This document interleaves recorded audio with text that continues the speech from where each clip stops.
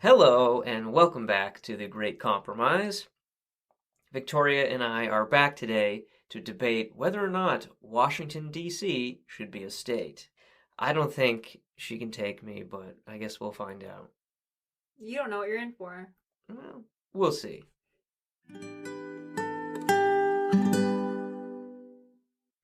This week, I'm on the pro side. I believe that Washington, D.C. should become a state. Do you believe in taxation without representation, Jim? Because that was a founding part of our war for independence from Britain. And yet, it's on every single Washington, D.C. plate because that is their motto. These people want to be made a state. Citizens of Washington, D.C. still carry responsibilities of citizenship such as paying taxes, serving in the military, on juries, and contributing to the economy, but they don't receive the complete set of rights a citizen justly deserves. Washington, D.C. has one diplomat in the House of Representatives who can draft legislation but does not have the right to cast a vote. This means that Congress can overrule any local law that it chooses. The federal government has a strange role in local politics when it comes to DC. Since DC doesn't have any of its own senators, they don't get a vote on who leads federal agencies, who is in the federal court, or who serves in the Supreme Court. Because DC is not a state, this means that congressmen and women across the country have a say in what happens in the local DC politics. District residents pay more in taxes per person than any other state. On top of that, the district pays more total taxes to the federal government than 23 current states. Many argue that making Washington, D.C. a state means changing the Constitution. But we can still respect the Constitution if Washington, D.C. is given statehood. The Constitution states that the seat of the U.S. government must be a district that does not exceed 10 miles square, over which Congress can exercise exclusive legislation in all cases whatsoever. So adding DC as a state does not require a constitutional amendment. It only requires approval from the House, the Senate, and the President. The bill passed by the House in 2021 suggested altering the size of the federal district so that there would still be a district to be the capital, but there would also be a new state. This would be done by carving out the area of DC near the National Mall, the White House, and the Capitol Hill in order to make a state out of the rest of the city. And this has been done before. In the 1840s, DC was formed from land that was Virginia and Maryland. And then in the areas west of the Potomac River, those rejoined Virginia after the 1840s, altering the borders of the country's capital once again. DC's promotion to the 51st state would mean more representation of minorities in Congress because DC is a very diverse area. Over 11,000 citizens in DC currently serve in the military, and they don't have full voting rights. This is wrong. How can we ask people to serve and protect our nation without having a voice in what happens to it? Recent events hold an example of how frustrating this would be. The January 6th attack on the Capitol was an instance where DC leaders lacked the authority to mobilize National Guard troops because state governors can, but not DC leaders. They should have had the authority to make decisions that protect the Capitol, rather than having to wait for decisions to come down from a federal level. The U.S. is the only democratic nation that doesn't give voting rights in the national legislature to the residents of its capital. DC has a majority-minority population, with nearly 46% of residents being African American. If DC became a state, they would almost certainly send more black representatives and senators to Congress. Those opposing making DC a state often argue that it would tip the scales towards the Democrat majority in the country, because more than 76% of the district's voters were registered Democrats as of March of 2021.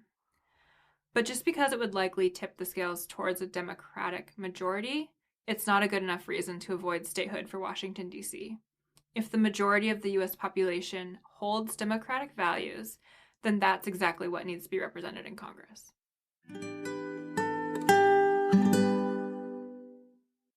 Thank you, V. And of course, I am on the con side. I do not think that Washington, D.C. should be a state. And in fact, the lack of statehood for the capital is enshrined in the Constitution. Article 1, Section 8, Clause 17 of the document reads, and I paraphrase, "The Congress shall have power to exercise exclusive legislation in all cases whatsoever over such district as may, by cession of particular states and the acceptance of Congress, become the seat of the government of the United States." Yeah, that's a mouthful, but basically it means that Washington, D.C. should not be a state. Our capital should be an unbiased district. Properly making D.C. a state would require not just a simple act of Congress, but a constitutional amendment, and the revocation of the 23rd Amendment, which gave D.C. voting rights in the presidential elections and electoral college votes. Founding Father James Madison outlined the reasoning for keeping an unbiased capital in Federalist 43. He wrote, "The indispensable necessity of complete authority at the seat of government carries its own evidence with it. Without it, not only the public authority might be insulted and its proceedings interrupted with impunity, but a dependence of the members of the general government on the state comprehending the seat of the government for protection in the exercise of their duty might bring on the national councils of imputation of awe or influence equally dishonorable to the government and dissatisfactory to the other members of the Confederacy." In other words, state bad. But really, the founders worried that if the capital were to be a state, the members of the government would be unduly beholden to it. Madison envisioned that voting members of a D.C. state would be able to insult or interrupt the proceedings of government to get their way, simply by virtue of physical proximity. Now, in modern times, that may be less of an issue, but it's clear that they didn't want the federal government to be under the control or influence of a host state, and that idea certainly holds up. Whether we know it or not, this partisan issue is being pushed right now because of the filibuster. The Democrats want to be able to pass their legislation through the Senate with a simple majority. Granting D.C. statehood gives them an extra seat in the House, but more importantly, 2 extra senators. Flipping Senate seats is difficult to do, but D.C. is a deep blue area. It would guarantee 2 liberal senators for a very, very long time. And maybe that's a good reason to amend the Constitution to make a new state, but I don't think so. And the majority of Americans can see right through their ploy too. In fact, a poll taken in April of 2021 found only 40% of citizens in the country supported D.C. statehood. That pretty much means the only people in favor of it are liberals and the people who live in D.C.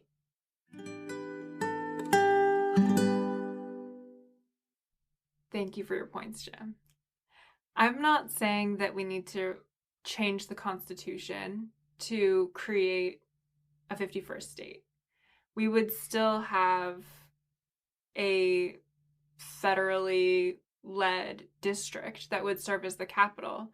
It's just that Washington, D.C. has grown so much.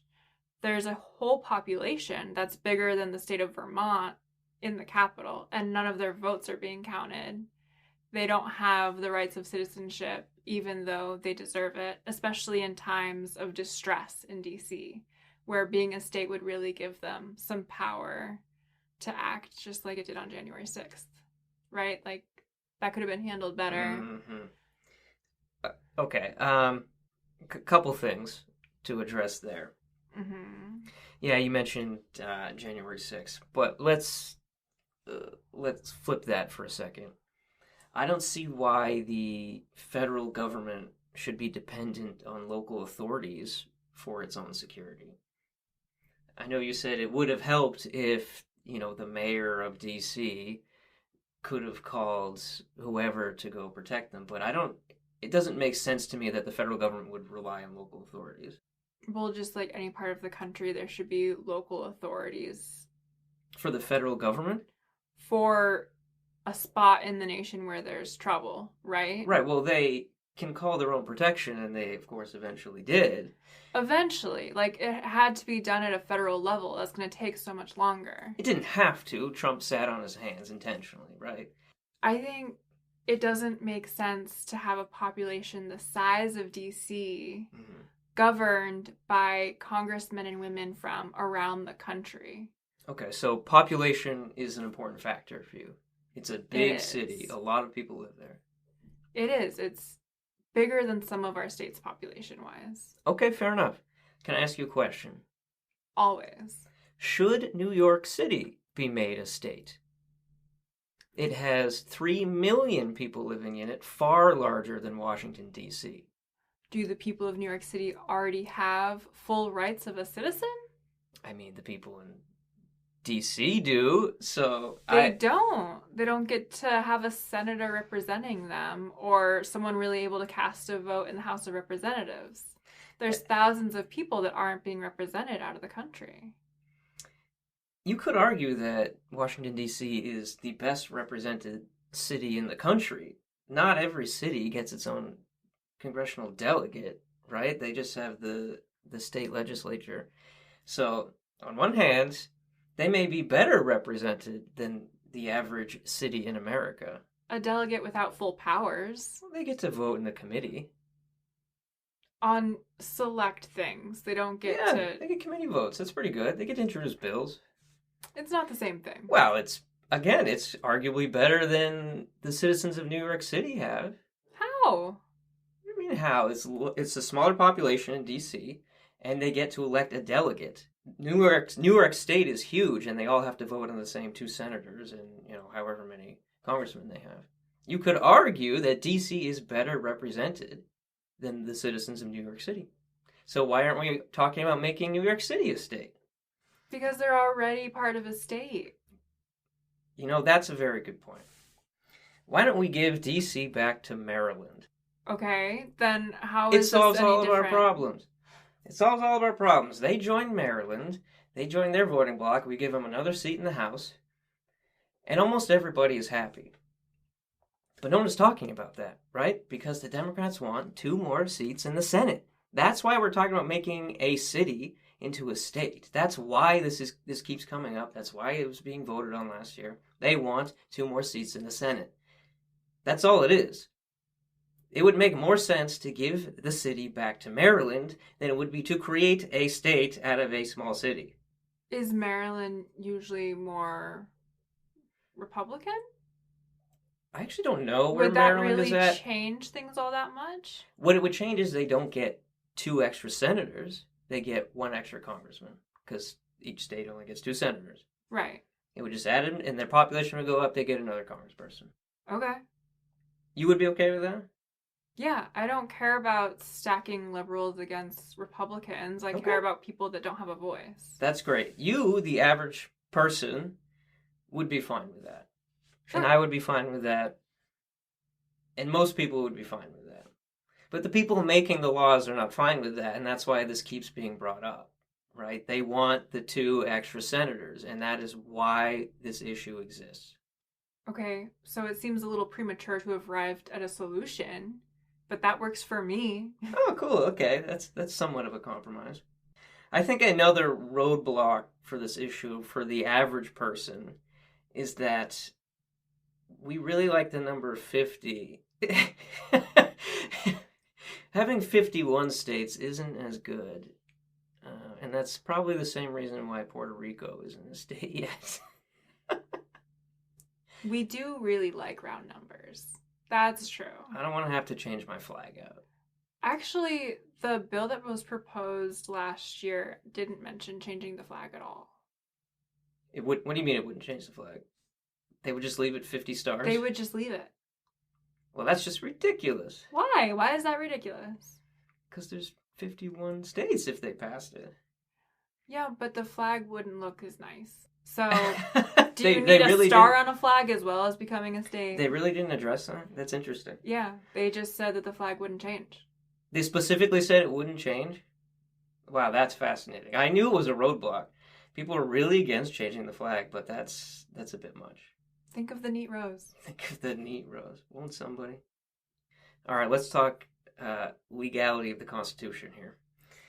If they made D.C. a state, they would have to revoke the 23rd Amendment, which they didn't correct me if I'm wrong, they didn't account for when they were trying to pass this bill last year. I mean, it didn't, obviously the bill didn't pass, so it didn't end up being a problem, but they would have to revoke an amendment to the Constitution, which is, it's not impossible, it's just difficult to do, and that's not something they had even talked about or planned on doing. So there are other steps to take besides just passing a bill in the House. Do you know what I mean? It's a difficult process, intentionally so, because we wanted a unbiased federal district.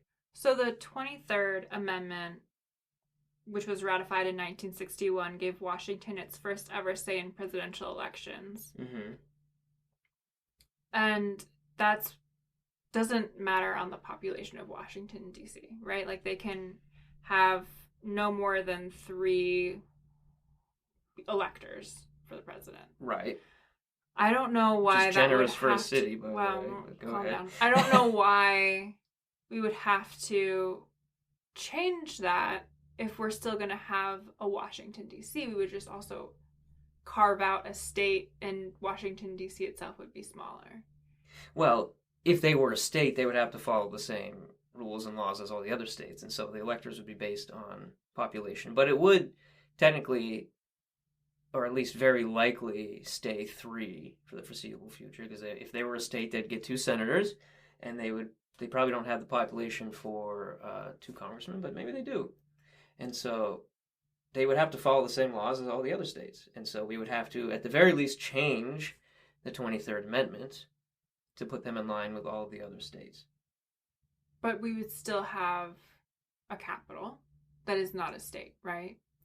Like, it's not changing the Constitution fundamentally. It's not even necessarily changing the 23rd Amendment fundamentally. We're creating another state. We're not losing a capital. We would have to redraw the capital. Oh, we can out handle of, it. Out of the few we buildings. Can handle it. I think it says somewhere in the Constitution that it has to be at least 10 miles. I don't think it can't be any more. It can't be any more than 10 miles, excuse me. Okay, so that's not difficult to do. I'm not saying it's impossible. I'm just saying there is more than a simple bill. Like, we'd have to edit an amendment, which, again, not impossible, just something that hasn't been brought up yet. Totally doable. Okay. Just to bring it back to my main point, there are more people living in Puerto Rico than in D.C., and by a lot. But there is no push currently to make it a state. And mostly because there's no guarantee which party Puerto Rican representatives would belong to, right? But that is the sad truth of why there is a push to make D.C. a state, at least in Washington. The push is they want the 2 liberal senators. And that is the reason why it keeps coming up, why we keep hearing about it. They don't care about taxation without representation. They don't care about any of that. They just want 2 more liberals in the Senate. And it's sad, but that's what it's come to. My argument for trying to make Washington, D.C. a state isn't about sides, though. Like I said, I don't care about stacking up the liberals against Republicans and trying to have a majority. I feel like we should be working across the aisle, no matter what the numbers are. And when I see the population of D.C. and they don't have the full rights of a normal citizen, that just, to me, is people without a full voice. And I just really don't like the feeling of that. I feel that that's not right, and I wouldn't want to live somewhere where I didn't have a complete say in what was happening in my country. That's completely fair, which is why I think our great compromise this week is that we give the population of DC to Maryland, and then the federal buildings we carve out into a new federal district. Does that sound right? We're so good at solving problems. I don't know. Why didn't everyone just come to us? Just ask us first next time, guys. You're all so welcome again.